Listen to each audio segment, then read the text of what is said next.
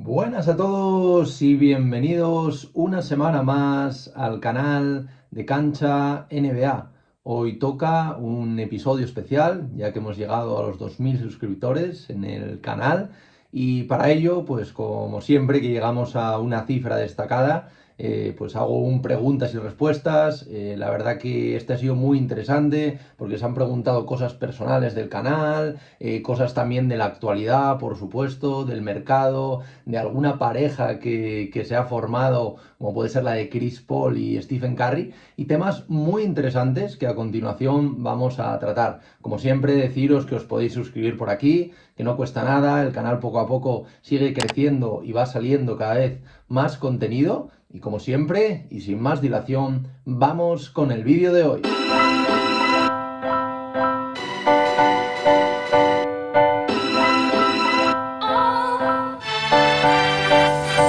Bueno, buenas a todos y bienvenidos una semana más a este episodio especial para celebrar los 2000 suscriptores en el canal de YouTube, que bueno, se dice pronto, de cuando empecé a ahora, cada vez pues vamos creciendo más y como ya sabéis, los que lleváis un tiempo conmigo escuchando en el canal, escuchando el podcast, pues sabéis que cada vez que llegamos a una cifra señalada, pues hay un preguntas y respuestas, ¿no? Que esta semana es muy interesante porque vamos a hablar de varios temas, vamos a hablar del mercado, vamos a hablar de movimientos, vamos a hablar también de cosas personales del canal, del futuro, y cosas que tengo pensadas, y todo ello porque, bueno, a través de tanto Twitter como Instagram, pues me habéis ido preguntando diversas cosas en las que yo he seleccionado 6 de ellas para ir respondiendo hoy, ¿no? Y también pues hacer este episodio también un poco de actualidad, pero diferente. Así que nada, sin más dilación vamos a empezar con ello. Vamos con la primera pregunta que nos la hace mi amigo Adrián Mercader. Adrián nos comenta cuál es el fichaje más infravalorado de todo el mercado NBA y también cuál es el más sobrevalorado. Vale, aquí hay muchos, ¿vale? Ha habido muchísimos movimientos, os he dejado tanto por Twitter como por Instagram un par de hilos en el que lo podéis seguir, tanto el tema de traspasos como también, por supuesto, el tema de toda la agencia libre.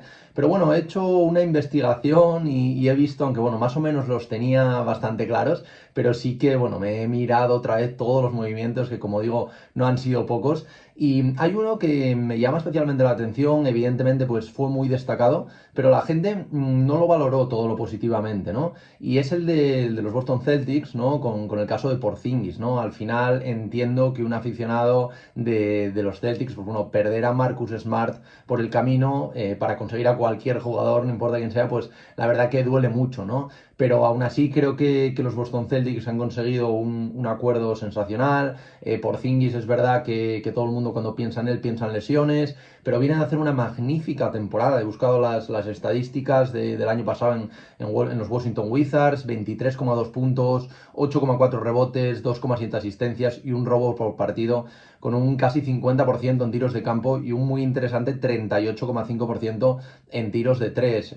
Las lesiones respetándole, creo que es un jugador que puede aportar mucho en la posición de 4, tanto abriendo el campo como yéndose para adentro a estos Boston Celtics, también reforzando esa rotación, ¿no? Interior, también por el tema de Al Horford, por la edad, también el tema de Robert Williams, ¿no? También un poco el tema de la salud, pero bueno, veremos. A mí me parece una incorporación súper destacada. Yo lo meto en infravalorados porque la gente no habla de ello, ¿no? Como una gran victoria, y para mí creo que es un grandísimo movimiento de estos Celtics, de Brad Stevens en particular, y al final dan a Marcus Smart, que es verdad que es una auténtica referencia, pero creo que Porzingis es un mejor jugador o más determinante, ¿no? Luego también pierden pues a jugadores como Gallinari, Musiala y una segunda ronda, ¿no? Pero al final creo que un jugador calibre All-Star, como es el caso de Kristaps Porzingis, creo que puede venir muy bien, ¿no? Al final también ahora le renovaron otros 2 años por 60 millones, ¿no? Entre los 2 años, 30 millones al año.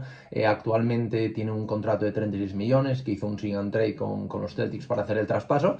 Y yo creo que es un gran fichaje, evidentemente pues sujeto a lesiones, pero como todos, ¿no? Pero creo que es un gran fichaje del que se ha hablado poco. Luego otros, que estos sí que pues son contratos pues a lo mejor más baratos, ¿no? Pero que creo que son increíbles y se ha hablado muy poco. Se ha hablado muy poco del contrato de Russell Westbrook, que vuelve a los Ángeles Clippers por 2 temporadas y 7,8 millones.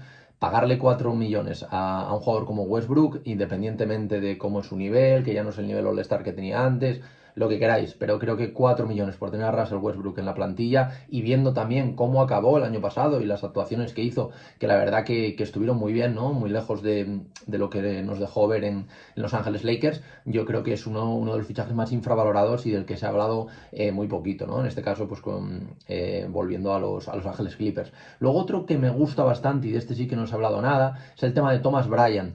Por 2 temporadas, 5,37 millones. Creo que, evidentemente, Thomas Bryant pues, es un jugador que es lo que es y todo el mundo lo sabe, ¿no? Pero creo que a nivel de rotación interior los Miami Heat dan un pasito adelante respecto a Cody Zeller que tenía el año pasado y creo que en los minutos sin Adebayo Thomas Bryant sí que puede aportar puntos y puede aportar cosas interesantes, ¿no? Al equipo. Creo que también es algo infravalorado y de lo que no se ha hablado mucho. Creo que es un gran movimiento a pesar de que en general la offseason de estos Miami Heat, al menos por el momento, y está ahí estancado el caso de Damian Lillard, a mí no me está gustando mucho, ¿no? Pero este movimiento en particular creo que es muy interesante. Luego también interesantes e infravaloradísimas las dos incorporaciones de los Chicago Bulls, ¿no? Tanto Jevon Carter, 3 años por 20 millones, como Torrey Craig, ¿no? 2 años por 5,73 millones. Creo que aquí los Bulls pues añaden veteranía, añaden tiro, añaden defensa, cosas que hacían falta. Es verdad que no son fichajes que les hagan contenders, creo que también habrá que ver cómo evoluciona este equipo, ¿no? El tema Lavin, el tema de Mar de Rosen, ¿no? A ver qué pasa con todo esto, Caruso, parece que en el caso de Lonzo Ball pues se vuelve a perder toda la temporada, pero bueno, creo que a nivel de incorporaciones son dos muy buenas incorporaciones para estos Chicago Bulls, ¿no? Para aportar sobre todo veteranía, tiro, defensa, que era algo que se echaba en falta. Luego otro movimiento también del que se ha hablado poquito, yo creo también porque creo que está infrautilizado, estaba infrautilizado, el caso de Obi Toppin, ¿no? Y su movimiento a los Indiana Pacers, que me parece que fueron por 2 segundas rondas, si no estoy equivocado. Creo que en un equipo como Indiana, junto a pues, figuras jóvenes, ¿no? Como puede ser la del recientemente renovado Tyrese Haliburton, que ya sabéis que me encanta, también Mazurin, vamos a meter ahí a Toppin. Creo que es un equipo muy, muy interesante y creo que Obi Toppin puede ser muy interesante aquí. Creo que en los Knicks no era el equipo, no era el entrenador para que él pudiera destacar y creo que aquí sí que puede sacar toda esa calidad, ¿no? que prometía antes de entrar a la NBA. Luego un dato curioso respecto a esto es que su hermano Jacob Toppin entró justo en esa temporada, lo acaban de contratar los New York Knicks, entonces no van a coincidir los hermanos Toppin en estos Knicks al final por un margen de unos días, ¿no? Pero yo creo que le puede ir muy bien en estos Pacers y creo que es un precio increíble, 2 rondas, ¿no? En 2 segundas rondas por este jugador, ¿no? Que yo la verdad que tengo bastante fe. Y luego ya para acabar en este apartado, ¿no? Un poco de los infravalorados, los movimientos. Creo que, aunque se ha hablado mucho, pero se ha hablado más de las incorporaciones, ¿no? de los Lakers. Pero creo que las renovaciones, sobre todo dos de ellas, tanto la de Hachimura como sobre todo la de Austin Reeves, es una auténtica maravilla lo que ha conseguido Rob Pelinka con esto. Se estaba hablando de que Reeves podía llegar hasta 4 temporadas por 100 millones. Al final sacan 4 temporadas por casi la mitad, por 56. El caso de Hachimura, que estaba aportando muchísimo, tanto los pasados playoffs como la temporada pasada. 3 temporadas por 51 millones. Luego también está ahí la renovación de D'Angelo Russell. Son 2 temporadas por 37. Entonces, pues bueno, aunque esto sí que se comentó más, quería destacarlo porque la verdad que me parece algo súper interesante estas renovaciones que habían hecho. Y luego, en cuanto a casos de sobrevalorados, pues bueno, aquí tengo también algunos y bueno, por llevarla, o sea, por seguir, ¿no? Hablando de estos Lakers, yo voy a entrar con el caso de Reddish y Hayes, que sí que es verdad que son contratos mínimos, ambos de 2 temporadas, los Lakers tampoco se juegan mucho, pero se está hablando demasiado de ellos como muy buenas incorporaciones y a mí me dejan un poquito, no sé, un poquito más de dudas, ¿no? Redis al final nunca fue ese jugador que prometía, el caso de Hayes, pues un jugador que puede aportar, pero bueno, veremos, ¿no? ¿Qué es lo que puede aportar? Aunque como digo, a lo mejor hablar sobre valorados es mucho, porque al final son contratos mínimos, solo por 2 temporadas, fácilmente movibles también. Yo creo que, bueno, pero simplemente por comentar que me parece que está un poquito sobrevalorado estos dos jugadores, pero bueno, veremos a ver qué tal le sale el tema Rob Pelinka, pero bueno, por el precio que pagó por ellos, salga bien o salga mal, yo creo que es un movimiento adecuado. Luego, en cuanto a jugadores un poco sobrepagados, ¿no? Y sobrevalorados para ese dinero, creo que Bruce Brown, ¿no? Bruce Brown, una indiana, saca un contrato, creo que son 45 millones o algo así, por 2 temporadas. Creo que es un contrato bastante inflado para un jugador como él. Es verdad que fue clave en los Denver Nuggets, ¿no? Campeones. Es verdad bueno, que creo que junto a los jóvenes, ¿no? Lo que comentaba antes, junto a Topping, junto a Jarvis Walker también, que no lo comenté antes, junto a Mathurin, junto a Tyrese Haliburton, creo que puede encajar muy bien y creo que puede ayudar a los Indiana Pacers a ir un pasito más allá, pero no creo que sea un jugador tan diferencial como para cobrar este dinero. Pero bueno, al final él lo ha hecho bien, ha jugado una temporada maravillosamente, ha sido clave en el título de los Denver Nuggets y al final pues se gana este contrato.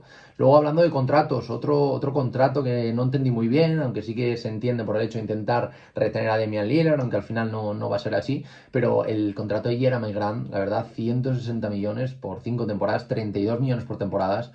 A mí es un jugador, Jeremy Grant, que francamente me gusta, creo que puede aportar mucho en cualquier equipo contender, pero cobrar 30 millones creo que es un pasito más allá de lo que es este jugador. Entonces yo creo que aquí también está un poquito sobrepagado, sobrevalorado, un poquito en función de lo que es. Y luego también, aunque este caso es diferente y creo que va a dar que hablar, evidentemente, pero bueno, los Charlotte Hornets evidentemente tenían que hacerlo, tocaba hacerlo, como hicieron los Indiana Pacers con Haliburton, como hicieron los Minnesota Timberwolves, ¿no? Con Anthony Edwards, pero a mí se me hace un poco raro ver a LaMelo Ball con un contrato de entre 205 millones, que es el básico, y 260 en función de objetivos, de temas de All-NBA y demás, ¿no?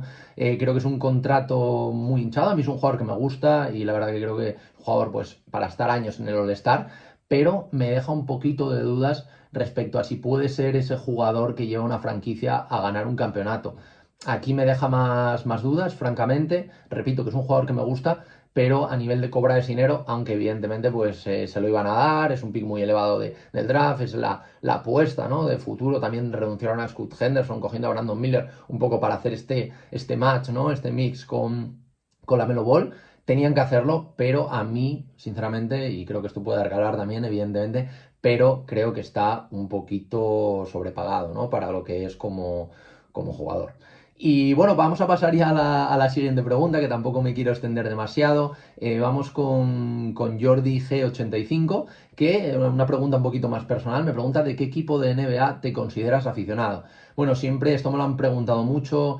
Siempre he dicho que no soy de ninguna franquicia, de ningún equipo en particular, pero sí que es verdad que hay determinadas franquicias, por lo que significan para mí, por empezar a ver la NBA con ellos, que quizás pues a este nivel me gusten un poquito más, ¿no? Entonces, o las vea un poquito más, también evidentemente pues depende del roster que tengan cada año, pero bueno, yo siempre he contado que los Memphis Grizzlies fueron muy importantes para mí, evidentemente fue el primer equipo que vi, cuando desembarcó ahí Pau Gasol, luego evidentemente Los Ángeles Lakers también de Gasol y Kobe, entonces también le cogí bastante cariño a la franquicia angelina, luego evidentemente los Golden State Warriors, porque Stephen Curry desde hace años es uno de mis jugadores favoritos, también me encantan, y también lo he comentado mucho, ¿no? El tema de los Bucks, por la historia de Giannis, que la seguí bastante casi desde el principio, porque me parecía un talento interesante y a seguir, y pues con la consecución del título también pues creo que esto fue importante para una franquicia como la de Milwaukee, entonces también me despierta esta simpatía, los Spurs, ¿no? Por Popovich, evidentemente, todo el tema de Duncan, de Ginobili, de Parker,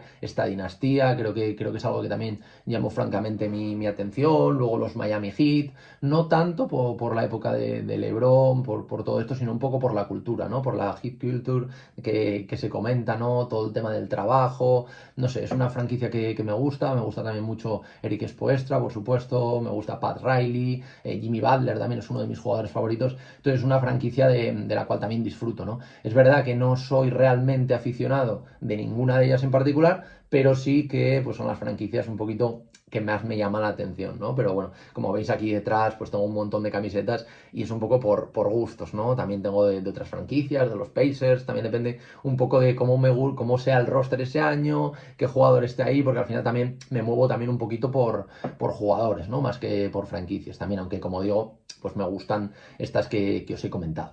Y bueno, vamos a pasar a la siguiente pregunta, muy interesante también de muchísima actualidad. La hace mi amigo Pau Martorell, que nos pregunta por un tema que yo creo que ya todo el mundo está pensando en ello, ¿no? Con la llegada de Wembanyama a la liga. Y me pregunta que si creo que alguien tiene alguna opción de quitarle el rol a Wembanyama, teniendo en cuenta pues, el peso mediático, ¿no? Del francés y obviamente su capacidad. Y habla de Scoot, ¿no? De Scoot Henderson. A ver, yo creo que va a depender un poco todo al final de cómo administren los minutos, ¿no? Porque al final yo creo que los Spurs es una franquicia que esto le va a dar más bien igual. Creo que Popovich, que bueno, recientemente ha renovado, ¿no? 5 temporadas con estos Spurs parece llevar a Wembanyama a intentar ese campeonato, ¿no? Pero bueno, volviendo al tema que nos comentabas, Pau, yo creo que va a depender un poco de los minutos, ¿no? También de las lesiones, obviamente. Creo que evidentemente Wembanyama por talento es el principal candidato. Creo que si al final pues juega unos 28, casi 30 minutos, creo que va a hacer números que le van a ser. Yo creo que no va a necesitar más para ser el Roy, también por todo el tema mediático, ¿no? Que también comentabas, Pau. Pero bueno, veremos, porque hay otros jugadores, como el caso de Scoot Henderson que tú comentabas, también Brandon Miller, ¿no? Que fue el pick número 2 en Charlotte Hornets, también, pues por supuesto, los hermanos Thompson, sobre todo Amen Thompson, ¿no? Que van a jugar más, van a tener más capacidad, ¿no? Para tirar más balones y quizás estos números puedan competir, ¿no? También un poco con Wembanyama. Luego también está el caso que ya lo he comentado, el caso de Chen Horger, ¿no? Que vuelve a jugar. Es verdad que es un jugador, se supone, de segundo año porque lleva un año en la liga, pero al no haber debutado en la liga cuenta como rookie. También es un jugador de características un poco similares, ¿no? Wembanyama por lo alto que es, lo largo que es. Sí que es verdad que ha trabajado mucho durante este año y ha ganado 6 kilos de músculo. Y lo que he visto hasta ahora de él, la verdad que me ha gustado bastante. También juega en una franquicia como Oklahoma, que es una franquicia que yo creo que va a dar un pasito adelante esta temporada. Y veremos. Yo creo que el principal favorito es Wembanyama, pero el tema de restricción de minutos, tema de lesiones, veremos cómo lo van a llevar. Creo que eso se puede decantar a favor a lo mejor de otro jugador.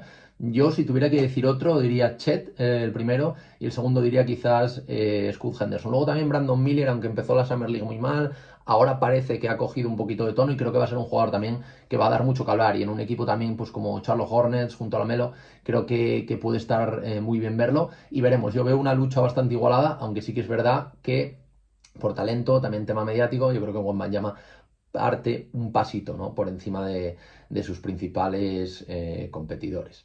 Y bueno, pasamos a la siguiente pregunta. En este caso nos la hace nuestro amigo Paco Rivas, que lo primero dice: muchas gracias por tu podcast, generas un contenido original con toque personal. Nada, Paco, bien, muchísimas gracias por esto. La verdad que estos comentarios son una maravilla, una auténtica pasada. Y él nos comenta que le gustaría saber mi opinión acerca del proyecto de Utah, ¿no? A falta también pues, de vislumbrar el tema del base titular, ¿no? Que él cree que se ha movido de 10, yo también, tanto pues, bueno, en la agencia libre como en el draft y también pues, con un entrenador como Hardy, ¿no? Pues bueno, la verdad que era un tema que había estado viendo las últimas semanas, pero bueno, también ahora a la hora de preparar el episodio me he empapado un poquito más en ello. Y yo creo que Utah Jazz es un proyecto muy interesante, ya lo fue el año pasado cuando nadie pues optaba por él, sobre todo al principio. Creo que tienen un entrenador como Will Hardy tremendo, muy joven, de solo 35 años, y creo que tienen un proyecto que hace 3 años era completamente diferente.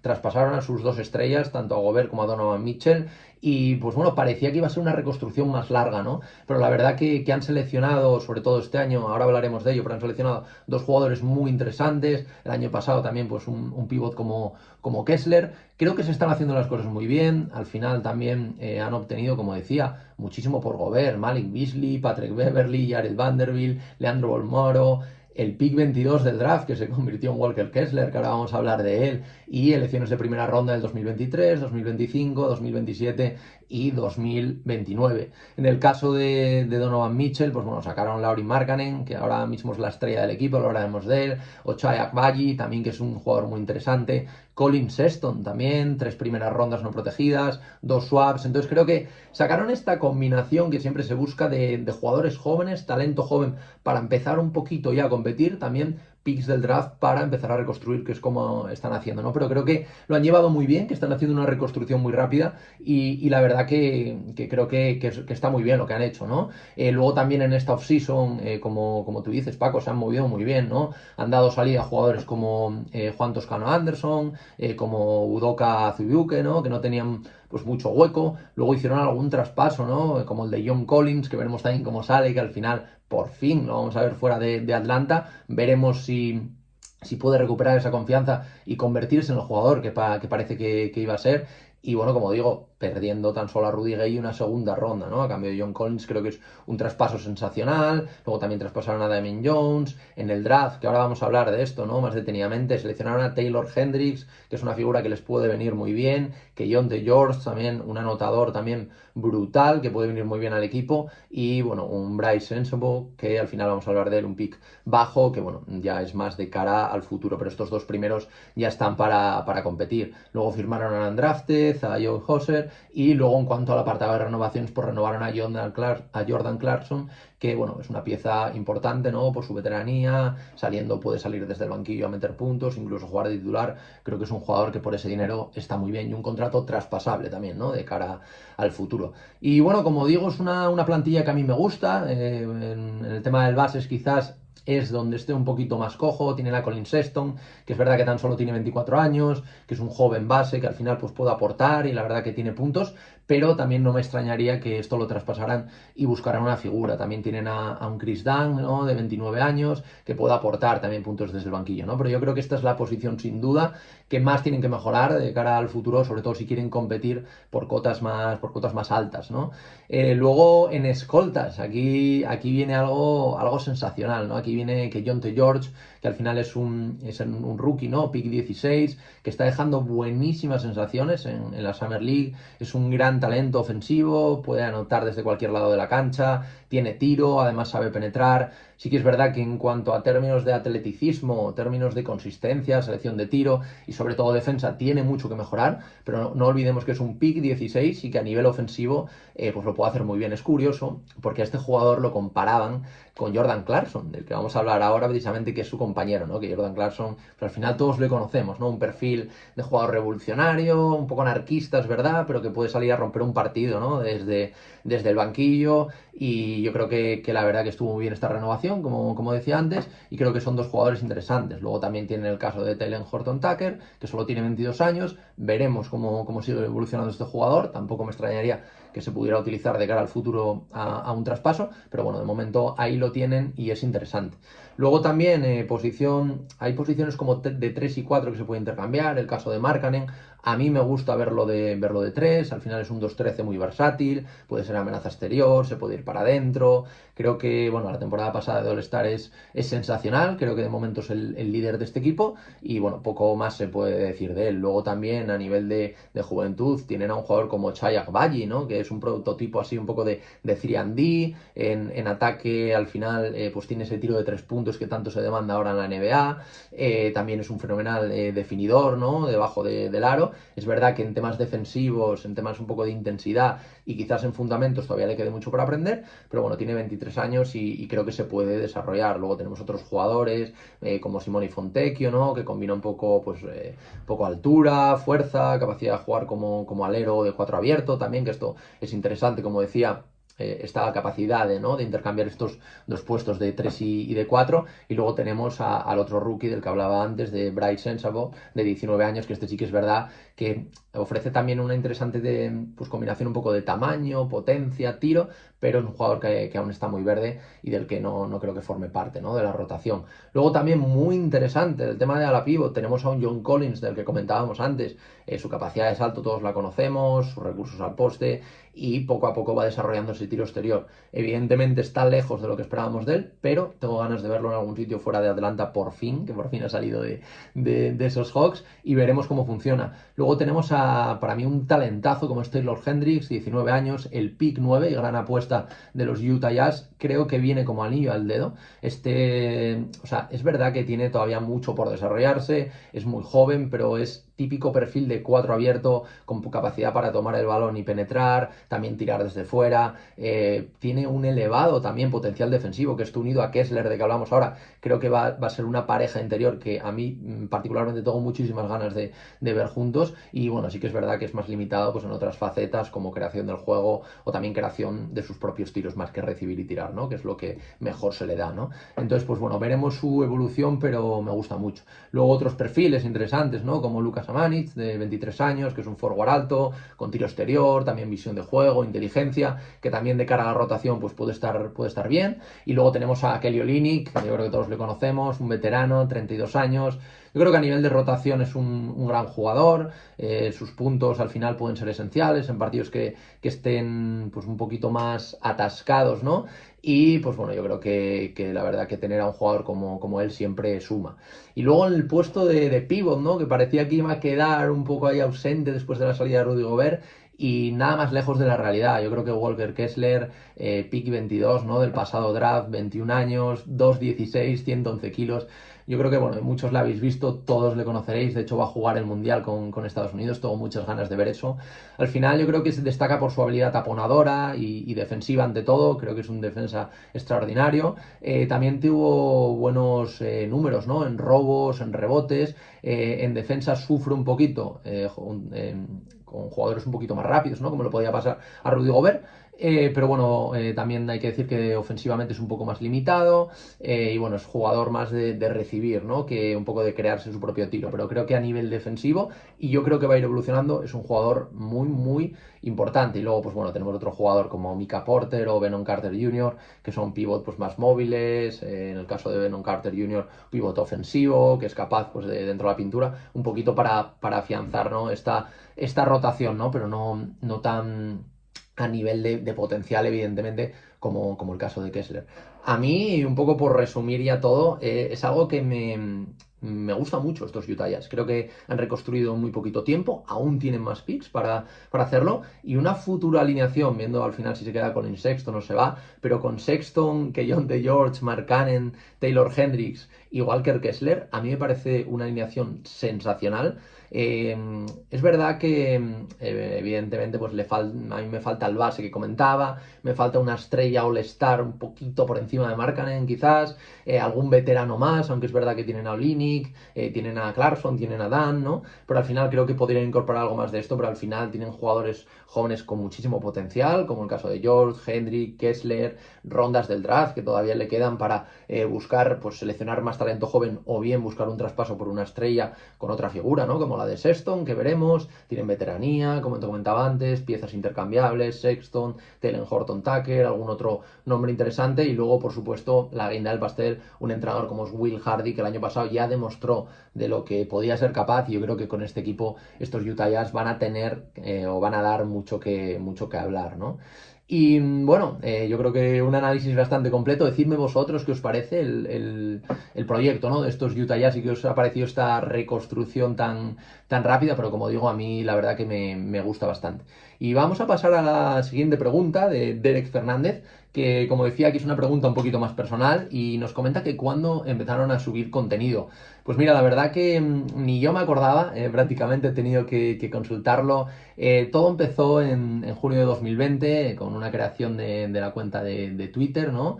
Que bueno, empecé a comentar la NBA, a mí me gusta hace mucho tiempo, pero bueno, empecé a comentar los partidos, empecé a hacer hilos y bueno, la gente tuvo bastante aceptación. Luego, viendo esto, a mí siempre me había gustado mucho el tema de la radio, ¿no? Entonces, pues empecé con el tema del podcast en diciembre de ese mismo año, de 2020, y bueno, la cosa fue bastante bien, empecé a hacer entrevistas, entonces decidí incorporar en enero del 21 el canal de YouTube, un poco también para meter el tema audiovisual, ¿no? Que también la gente que pueda o escucharlo o bien verlo, si le gusta ver al entrevistado. Luego en Instagram empecé en 2021, en marzo, y empecé a subir pues contenido más diario, un poco más diferente al subido en en Twitter, y muy recientemente, en marzo de 2023, casi 2 años después, me pasé también a una plataforma como TikTok, un poco también pues para subir otro tipo de vídeos, ampliar las cosas que estaba haciendo en el proyecto, y luego, bueno, aparte de todo esto, pues he ido escribiendo artículos en algunos medios como Tiempo de Básquet o Skyhook. De cara al año que viene, pues también, un poco para hacer spoiler, pues sí que quiero meter algún vídeo más, pues evidentemente seguir con el podcast, con las entrevistas, con la actualidad, pero quizás pues hacer algún análisis de alguna franquicia, quizás algo de historia, ¿no? Que también sabéis que me gusta bastante de la NBA, tanto de las franquicias, jugadores, también podéis dejarme por comentarios y yo me lo preparo para hacer algún episodio, pero de cara al año que viene sí que se vienen más cositas, de momento en estas redes sociales, pero veremos si sigue creciendo, ¿no? Y bueno, ya por último, tenemos una pregunta también que me parece muy interesante. Y bueno, la comenta nuestro amigo Mateo Estevez, que pone: esto va a salir mal. Hay que darle contexto porque esto fue, lo subí a Instagram con la foto de, no sé si lo habéis visto, de Stephen Curry con Chris Paul viendo un partido, ¿no? En la Summer League. Entonces, pues bueno, subí esta foto porque me parecía interesante y para que me hicieseis preguntas, ¿no? Entonces, pues bueno, vamos a hablar un poquito ya para terminar del caso Chris Paul con estos Warriors, ¿no? Yo creo que lo primero que hay que decir con esto y hay que analizar es que, bueno, es el primer gran movimiento de Mike Dunleavy Jr., ¿no? Que al final es el que está ahora a la cabeza después de la salida de Bob Myers, como GM, ¿no? de los Golden State Warriors. Al final esto viene sobre todo para quitarse el contrato de Jordan Poole por el nuevo convenio colectivo, ¿no? Que bueno, si queréis saber más sobre ello, os lo voy a dejar por aquí arriba, el vídeo que hice, un par de vídeos, voy a dejar los dos por aquí arriba para que los veáis, para que sepáis cómo es, también analizamos este caso en profundidad, pero tampoco quería extenderme, pero bueno, va un poco por ahí el movimiento. Luego al final, Chris Paul, te puede gustar más, te puede gustar menos, sí que es verdad que todavía llama la atención verle con la camiseta de los Warriors, muchísimos enfrentamientos contra ellos, parece que no eran los que mejor se llevaban entre Stephen Curry y sobre todo Draymond Green con un jugador como Chris Paul. Entonces veremos también a nivel de llevarse bien, ¿no? Que parece que ya lo están trabajando, yendo a partidos juntos y eso, también con Kerr, viéndolo todo de cerca, veremos cómo sale. Pero bueno, creo que es un movimiento propiciado un poco por el tema de este nuevo CBA, ¿no? Que habréis oído hablar de él. Y por aquí os voy a dejar los vídeos para que lo veáis y os informéis realmente. Pero bueno, al final el caso de Chris Paul es como una bala a un año. Sí que es verdad que tiene 2 años, a 30 millones creo que es cada año más o menos, pero el segundo de ellos no está garantizado. El año que viene tienen que renovar, como hicieron este año con Draymond Green, el año que viene a Klay Thompson. Entonces, pues bueno, veremos si finalmente esto pues va a ser una bala, que es lo que parece, si sale bien, si no sale bien. Y bueno, al final... yo, sinceramente, voy a dar mi opinión, evidentemente. Yo creo que a nivel de aportación, creo que es un base clásico, muy clásico, ¿no? Que ahora actualmente pues no tienen los Golden State Warriors. Y creo que, bueno, junto a Stephen Curry también pues ha hablado mucho para liberarle con balón, que suba él más el balón, también para que lidere la segunda unidad cuando no esté Stephen Curry. Yo creo que aquí va a dar bastantes alternativas a Steve Kerr, que veremos cómo lo hace, si parte de titular, si parte de suplente, veremos cómo tramitan esto. Luego, evidentemente, pues suman su visión de juego, que puede ser más mayor, puede estar en peor forma física, pero su visión de juego está ahí. Luego también aumentar las situaciones a poste bajo, porque es un jugador que, aunque no sea muy grande, juega muy bien a poste bajo, puede distribuir desde ahí, como hacía Draymond Green, pero también a lo mejor en los minutos en Draymond, pueden hacer quintetos interesantes por este aspecto. Luego, como decía, liberar de balón a un jugador como Stephen Curry y que se dedique más un poco a catch and shoot y que no se canse tanto. Creo que da bastantes alternativas, veremos cómo salen, pero bueno, creo que esto es interesante. Luego también hay que comentar el tema de las dudas, o que a mí me genera dudas, ¿no? Me genera dudas en el tema del pick and roll. Los Warriors es un equipo que, como todos sabéis, y el sistema de Steve Kerr es mucho más de bloqueos indirectos, mucho más de pantallas, más que de juego pick and roll. Pero bueno, como decía antes, también pues le puede dar esta alternativa, veremos cómo lo manejan. Luego al final es una única oportunidad para el proyecto, que esto también es positivo y a la vez un poquito negativo, ¿no? Pero bueno, yo creo que va a ser este año y veremos qué va a pasar. Esperemos que salga bien la cosa. Tema salud, evidentemente. Sabemos que Chris Paul es un jugador que se lesiona mucho. Sabemos que es un jugador que se lesiona sobre todo en época de playoffs. Y ahí sí que puede suponer una baja importante para los Warriors, ¿no? Sobre todo si ahora pues practican todas esas alternativas de juego y al final no pueden llevarlas a cabo en playoff. Luego, tema de fragilidad defensiva. Todo el mundo sabe que Chris Paul ha sido un grandísimo defensor exterior, creo que tiene 9 o 10 all defensive, si no me equivoco. Pero bueno, ahora mismo por la edad pues ya no es lo mismo, ¿no? Y puede haber un poquito de fragilidad defensiva, ¿no? Por ese aspecto también el tema de la edad, pero bueno, por poner un poco las cosas que más dudas me generan, ¿no? Dentro de todo esto. Y luego nada, ya para concluir, como decía, a mí quizás me generen más dudas que otra cosa, aunque creo que Steve Kerr va a hallar con esta solución para que venga bien este fichaje. Como digo, importante, que viene también por el tema de Jordan Poole, de sacarse el jugador de encima, que es un jugador que también había como mal rollo, sobre todo o sea, no tanto desde lo de Draymond Green del puñetazo, que también, sino también desde los últimos playoffs. Parece que el jugador se quejó por su rol, esto no sentó muy bien a Kerr, luego cuando confiaba en él no tuvo buenas actuaciones, entonces había un rollo raro que unido al contrato que tenía, que creo que era de casi, no sé si eran 128 millones, me parece, pues bueno, ataba un poco a los Warriors de cara a los siguientes años, ¿no? Entonces, pues bueno, yo veremos, tengo muchas ganas de ver esta pareja, se me hace raro todavía seguir viéndolo, pero bueno, la verdad que va a ser muy interesante. Y bueno, nada más, hasta aquí quería hacer un episodio no muy largo, de una media horita, así que más o menos he cumplido respondiendo a vuestras preguntas. Cuando sigamos aumentando y lleguemos a los 2500, haremos otro episodio así que sé que os gusta y también pues a mí me gusta, ¿no? Contestar pues todas vuestras preguntas y dudas. Y nada más, espero que lo hayáis disfrutado. Y nada, como siempre, nos vemos la semana que viene en el podcast de Cancha NBA.